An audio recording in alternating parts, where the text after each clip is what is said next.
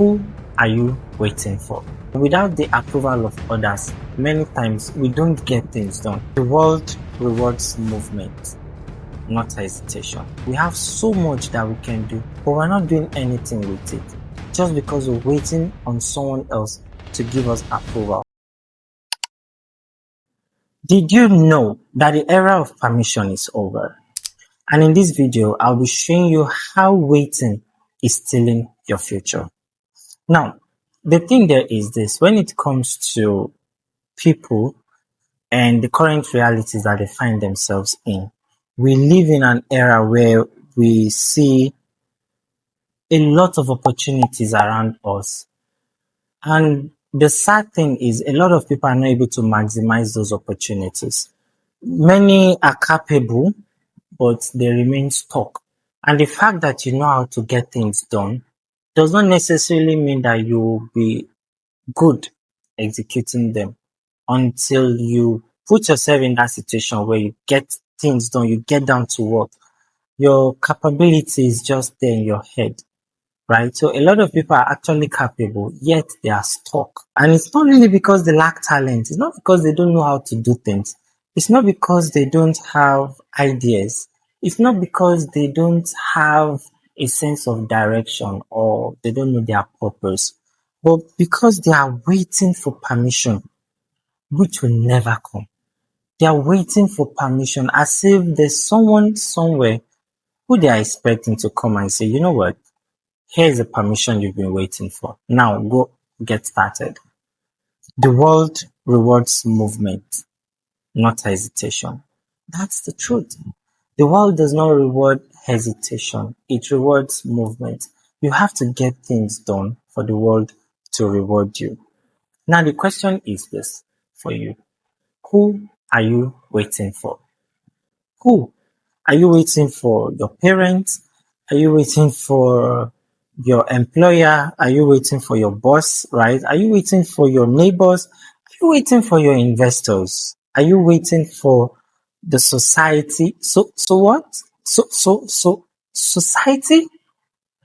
Are you waiting for your friends? Are you waiting for the government? Or are you waiting for the perfect moment, the right time? Is that what you're waiting for? The harsh truth is, so many people are waiting for people who have no say in giving them permission, especially when it comes to destiny matters. I mean, why would people be waiting for others, other people that cannot really have any impact, especially when it comes to your destiny? Who has authority over your destiny unless you make yourself in a position or you put yourself in a position where you feel like someone else has authority over your destiny? As far as I know, it's only God that has authority over your destiny. And even God has also given you power to make decisions.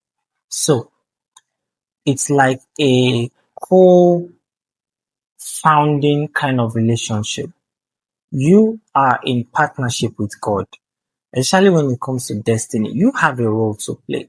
It's not automatic, right?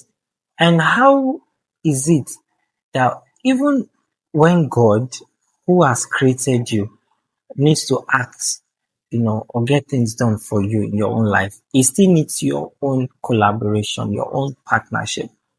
How then do you think you need someone else, a mortal, a human just like you, to give you permission to get your life in order? Now, a lot of people are waiting for approval. A lot of people are waiting for validation, recognition. A lot of people are waiting for funding. They're waiting for more qualifications, better environment, opportunities, better connection. Some are even saying they're looking for perfect timing. And then you begin to wonder that, this is a problem, because by the time you put yourself in that situation, you would really begin to understand, and you understand this late, that life really works that way. Life does not really function the way you think. It doesn't function based on permission, based on approval. If you have two dogs and you put a piece of bone in their plates, just one piece of bone in one plate for both of them, and those dogs are dogs that are not really trained to wait, to get approval, to get permission, or one of them is trained to get approval, get permission, or has been conditioned in that way. Even when there is no express instruction to wait, the fact that the dog is used to waiting for approval, the other dog will get the bone. Why? The other dog does not need approval. The other dog does not need permission. And that is how a lot of us work. That's how a lot of us behave in life. That's how a lot of us have been conditioned to wait, to seek permission, to seek approval. And without the approval of others, many times we don't get things done. We put ourselves in a situation where we have so much that we can do. We have so much capacity, so much capabilities, but we're not doing anything with it just because we're waiting on someone else to give us approval. Now, people wait for different reasons. People don't necessarily wait because they are lazy or they don't know what to do, they don't know how to do it. Not necessarily because they are lazy. Many people wait because of fear. Because of fear. Wait a minute. Fear.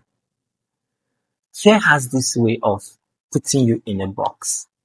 Fear has this way of making the most insignificant things look so gigantic that even you begin to question yourself, you begin to doubt yourself. Fear has a way of making us wait, making us unable to move, unable to get things done. I mean, when you look at fear, you're looking at the fear of failure for some people is rejection, criticism, the fear of looking foolish, the fear of being laughed at, the fear of responsibility. Do you know that some people are actually scared of taking responsibility? I mean, now you know that you have no way to escape. If you are used to hiding under the umbrella of someone else before or under the protection of someone, and now you need to make the tough decision to be on your own, a lot of people do not want to be responsible in that regard because they feel like they'll be too exposed. And that is why some people would not get anything done. Now, do you know that some people are even scared? They have the fear of success. I mean, success itself. A lot of people, or some people, are still scared of success. How would you be scared of being successful? Is that not why you're trying to get things done in the first place? So you can succeed at it and make impact and have any other thing you intend to derive from it. For some, it's impact. For some, it's money. For some, it's fulfillment. For some, it's satisfaction. Whatever it is you try to derive from success or that you've attached to your success, how is it then that you're scared of being successful? You know, some people think that life will put you in that situation where you will feel safe just because you're waiting for someone. I mean, you might feel safe because you feel like you can't get things done on your own, and so you need the protection of others. But this will come at a cost because what it would mean is you won't be able to make any move. You can't take any step. You can't think for yourself. You can't do life like that. Waiting on someone else's approval? No way, come on. You can't. I'm saying this with so much sadness because I see a lot of people who have so much potential, so much abilities, so much stuff that God has put in them, but they're just there because someone somewhere has told them that, this is not for you. This is not the best path for you, or you can't do this, you can't do that. Meanwhile, these same people are endorsing other people to get it done. If you are foolish in this life, you will suffer. If you put yourself in a situation where other people have to make decisions for you, especially when it concerns your destiny, you will suffer. And waiting comes at a cost. Every year you delay to get things done, to get things started. A lot of people at the beginning of the year will be like, oh, New Year resolution, I'm going to get this done, I'm going to set some goals, I'm going to achieve this, I'll do that. Only for them to end up postponing it. You know what? Let's just leave it to next month. Let's leave it to second quarter of the year. And before you know it, you know what? Let's just leave it till next year. I'll do it next year. Every year you wait, every year you delay is a year that opportunity passes you by. It's a year that your skills remain underdeveloped. It's a year that your confidence weakens. It's a year that your momentum disappears. And it is a year that someone else somewhere will be solving the problem you were called to solve. Now, it's important to know that you're not just here on earth randomly, just like that. There's a purpose for you. There's a reason why you're here. Now, if you have people in an organization who are supposed to get things done, you have someone in marketing, someone in sales, someone in operations and all, but those people are just there, not doing anything. Don't you think you try to replace them? And how do you now think that God will put you on this earth and give you an assignment, a task, a problem to solve? And just because you choose to wait for approval that is never going to come, you choose not to start, someone else is going to get it done. And what would that say about you? That you are irresponsible, that you're not to be trusted, you're not trustworthy, you don't have what it takes, you don't have the guts, you don't have. Come on, God has invested so much in you already. Why do you want to waste his investment upon your life? God has so much he has committed to your hands. Why do you limit yourself to the permission of someone else, to the approval of someone else? Some people say, oh, they can't make a decision at this time. They are indecisive. But indecision itself is a decision. Indecision is a decision to not make a decision. And it has its own reward. You suffer for it. You can't sit on the sideline and expect to have influence when you choose not to be a part of the game. Life does not reward people on the sidelines. It rewards people who get their hands busy. It rewards people who get right into it, who get things done. Now, when you choose not to move, you are still choosing. So it's still a choice. You feel like I'm not moving. I don't want to go. I've not made. And then they ask, "Have you made your choice?" I've not. I've not. I've not decided yet. Oh God, you've decided. You decided the moment you chose not to move. You chose to stay stagnant, and look at your life like water. So God has put like a lot of investment in you. He has been pouring and pouring and pouring. And your life is supposed to be a channel of blessing. It's supposed to be a channel through which other people get fed, other people get watered. But for some weird reasons, you decide to block the channels. You decide to say, you know what? I'll take everything to myself. I'm not going to impact my world. I'm not going to contribute to someone else's success story. I'm not going to make life easy for someone else. I'm not going to be a part of someone else's testimony. Come on. You will stink. A stagnant water is bound to stink. And you know what? It doesn't just stink. It breathes a lot of unpleasant stuff. You end up breeding mosquitoes. You end up breeding some funny insects. And you don't want to put yourself in that situation. Because when you begin to stink, you'll be discarded. So, as a wise person, what you should do is ensure that your life is a blessing to other people. Ensure that you are a channel through which other people are blessed. You are a reason for which someone will wake up and say, God, thank you. until you get to that point where someone says, God, thank you, because of you, you've not even started. Now, permission in itself is an illusion. No successful person was officially chosen before they started.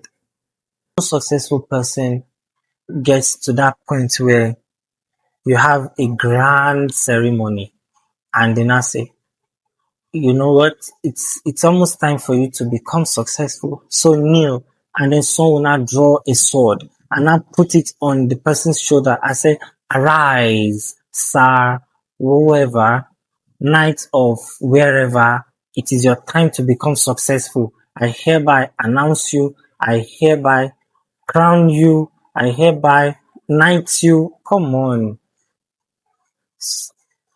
Permission is an illusion. It doesn't really exist. And if the people who have built what you're enjoying right now waited for permission, think about how life would have been like. Think about the person who invented cars, the person who, or the people who invented airplanes. Think about the people who invented smartphone, computer, laptops. Think of the people who invented the digital camera. Think of the people who invented light, the person who invented light, bulb, electricity. Just think and think and think. If these people waited for permission, would we be in the situation we currently are in? Would we have gotten to the level of development of technology that we currently are in? They just started regardless.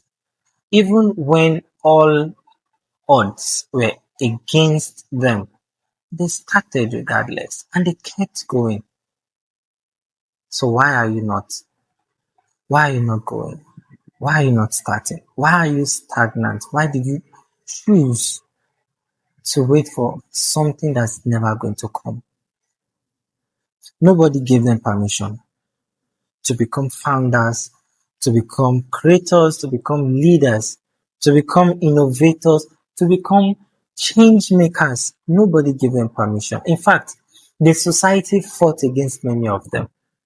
And the thing there is this: if you are going to be a blessing to a society, expect that same society to attack you, to fight you.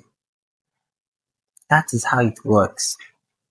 No arrow gets into a bow and then it just shoots forward. There's always that stretch.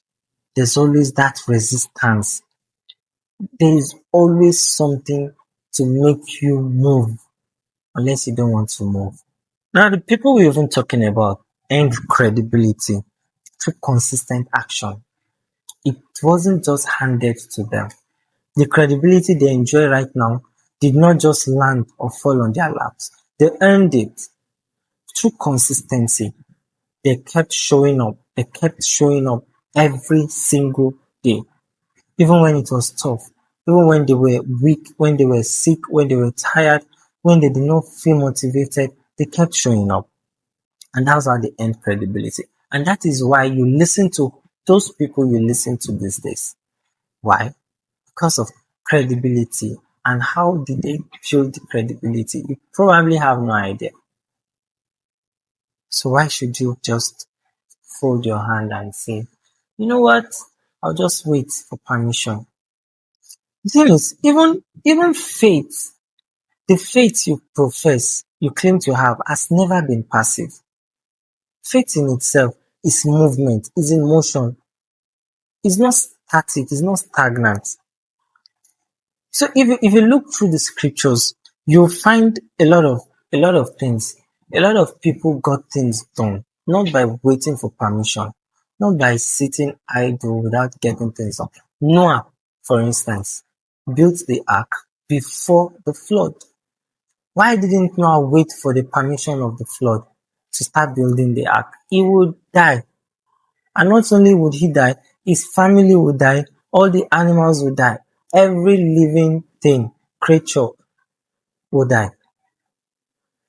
But because Noah went ahead to build, regardless whether or not he saw the flood, Whether or not the rain had started, it kept on building. It never stopped. And that is one powerful lesson to learn from the scriptures. And it's not just Noah. How about Abraham? Abraham left his father's house and he moved to a destination he wasn't aware of. He wasn't sure even existed. But he just had that faith and then he moved. When you look at Abraham in this regard and you say, you know what, I am a generation, a descendant of Abraham, this and that, but you're not, and then you claim to have faith, but your own faith works only when you see results. Your own faith only is activated when the flood has come. You now say, oh wow, really? You know what? Truly the flood has come. Let me go and start building my ark. Or you wait until you've arrived, you've gotten to your destination before you leave. So how exactly are you positioning your faith in God when you can't even do the most easiest of things? It's not just Abraham, it's not just Noah. How about David? Before anyone believed that David was ready, he confronted Goliath. Why didn't he wait for approval? Why didn't he wait for everybody in Israel to say, yes, David, now we know that you are ready to defeat Goliath. So go ahead and defeat Goliath. He went regardless. He fought regardless. Even when no one else believed in him, he kept on going. So this is faith. This is the scriptures. Faith is not merely believing. Faith acts and it obeys. So how can you say you have faith in God and you choose to be stagnant? You choose not to do anything and you say, you know what, I just trust God. God is not going to come down and fix your problems. He can only give you the power to see the problems and think of solutions and go ahead and try to implement those solutions. So when it comes to faith, you need to do better. You need to do better. Now, the world has changed. When you think about today's opportunities, a lot has changed. We're thinking of artificial intelligence, you're thinking of technology, you're thinking of YouTube, you're thinking of social media, you're thinking of online businesses, you're thinking of remote jobs, you're thinking of global audiences, you're thinking of learning resources, free, free learning resources. Never, ever, never before has it been this easy to start. Never has it been easier to start. It has never been easy as this to start, like it was or than it was before. The barriers to entry have reduced drastically. Now these days, you don't need so much to get started. So why do you not maximize what is currently available, what is currently obtainable, and make the most of it? Now you need to stop waiting for perfect conditions. A lot of people think their time will come as if there's gonna be a moment where there will be lightning and thunder and everything will just come and God will just send his voice from heaven and say, people of the earth, it is now the perfect condition. If you want to build, come on, wake up, man, wake up. I mean, you never know enough. You never feel completely free. You never feel completely ready. You never feel completely ready. And even when I started making this video, for instance, I wasn't ready completely, but I had to just get started. So whatever it is you're doing, just have an idea of what you want to do and get started. The world is not going to reward your nonchalance or your delay or the ideas in your head. The world would like the world would reward your action. Now, for some people who begin to wonder and say, you know what, I don't like to take risk, you know, blah, blah, blah. The world will not eliminate all the risk and say, you know what, now you have to go, now you can go risk free.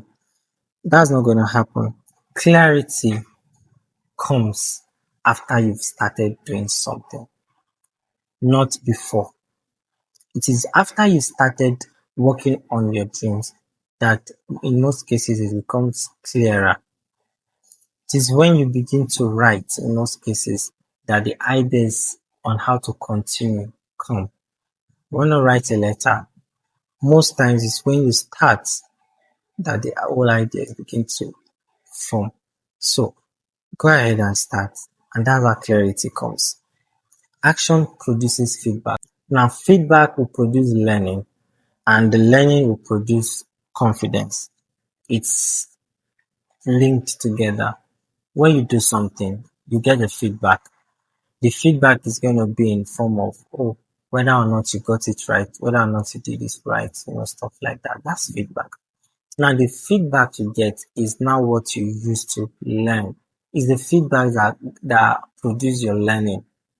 Now, it's whatever it is you've learned that will now help you to produce some form of confidence, because now you can now become authority in that regard. So, focus on clarity. People who rise in this era are those who say, I'll take responsibility. It's not those who say, I'll wait until someone else notices me or someone notices me. You see, that ownership mindset is key, especially in our current age. That sense of ownership, that mindset of, you know what, let me take responsibility for this. I'll take responsibility and then I'll get things done. That takes a lot of audacity. It takes a lot of courage, and it's rewarding because it will help you rise. And ownership is a competitive advantage, right? Because now you can take ownership of your growth, you can take ownership of your learning, your career, you can take ownership of your health, of your faith, of your future. Ownership is your competitive advantage. And when you have strategy but you don't execute, then it is worthless. Strategy without execution is worthless. Yes, it is. It's worthless. So strategies alone do not work. Strategies alone will not get you anywhere until you work on implementing them. Where do you want to be 5 years from now? Where do you see yourself 5 years from now? Who will you still be waiting for by then? Who exactly would you be waiting for in the next 5 years? I mean, will you still be waiting? And will you be grateful that you started before you felt ready? This is a question you need to ask yourself, because the era of permission is over. And no one is coming to announce your moment. No one. No one is coming to announce your moment. And no one is coming to clarify or to certify your potential to say, you know what? This person has been certified as a problem solver. Everybody now gets it. No one. Nobody is going to come and certify your potential. You have to do something. You need to take responsibility to build your future, and you need to know that this responsibility, especially when it comes to um, your own self, becomes very important in building. Now you learn while you build. Trust God, think strategically, build systems, and take action. Because the future doesn't belong to those who wait for certainty. It belongs to those who move with conviction before certainty arrives. The future waits for those who move with conviction even before certainty arrives. I hope now you can begin to look at your life and see areas where you've been waiting for permission unnecessarily and say, you know what? Yeah, I'm gonna get started. Just move. Just move. Answer that question in your mind and execute your decisions. Go ahead and start. God be with you. I'll see you in the next video.